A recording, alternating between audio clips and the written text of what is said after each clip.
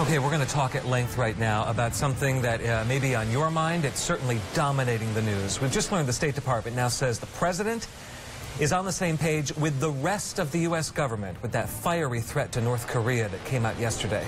The State Department says the White House, the State Department, and the Pentagon all in agreement. Let's get the latest on some thoughts on where we may go from here. Corri Zoli is a research assistant professor at SU's Maxwell School. National and international security are her specialties, and we're glad to have her. Thanks for being here. You're welcome. Always good to talk to you. Let's start with what a lot of people are talking about and what a lot of people heard at about this time yesterday. The president sort of going off script. He was at that opioid addiction sort of summit, and he made big news on North Korea. What do you make of what he said? I do think there's a good cop, bad cop dynamic going on between the Secretary of State Tillerson and the president. So one is trying to really slam the hammer down, and the other is trying to do more traditional diplomacy. So I think you're seeing that kind of dynamic.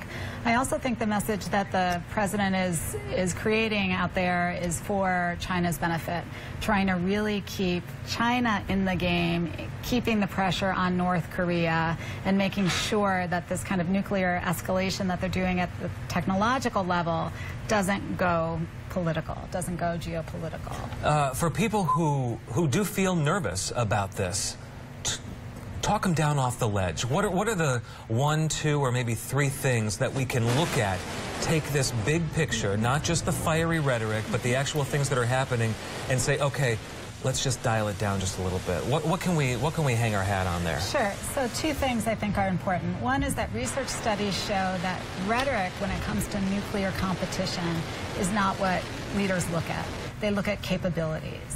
So if you have capabilities, that's what they believe. They believe that, not the rhetoric. Including this guy from North Korea who everyone thinks is a kook and totally off his rocker? I think that's why you're hearing Mattis and Trump so adamant that we have overwhelming capabilities that could destroy your whole regime and people. It's like going about punishing a child almost. So you've tried everything else. What works when the kid just won't listen? That's right. Or you can't lock this guy in a room. Right. Won't listen to traditional diplomacy. Right. So they're saying don't miscalculate. We're using this really hefty language so you don't miscalculate and just do something a little off balance. That's what they're trying to convey through their messaging. Unprecedented language, right? We have not heard an American president use those terms about this threat. I don't know. I'm trying to think if there has definitely been escalated language in the past. I can't think of anyone in particular that's using exactly that. I mean, this president is known for being pretty bombastic, so it's kind of traditional Trump in that sense.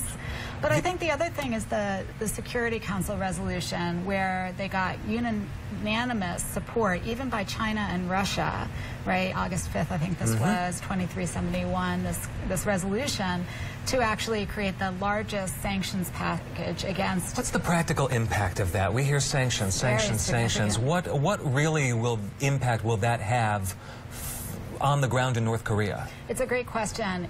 This is all economics now. This is economic warfare, economic deterrence that we and the UN Security Council is doing against North Korea. All of their biggest exports, coal, iron ore, seafood, have been completely, essentially, targeted by this. Will the already oppressed people of North Korea be even worse because of this? I mean, is life going to get worse for them? I mean, that's always the problem. Could it get worse? Yeah, one wonders. But it's always the problem with sanctions, is that you hurt the population, the domestic population. At the same time, this will certainly have an impact on this government, on the North Korean government. Where's it going to get the money to keep funding this program? Right. And that's the calculation they've made. We're going to put all of our money not into our starving population, but into this weapons program that they've escalated. What a mess. What a mess, a big mess, and we're glad that we have you to at least dial it down a little bit, because there are some people who are pretty freaked out by that. Corri Zoli with SU's Maxwell School. Thanks for being here. I appreciate it. Let's get right to the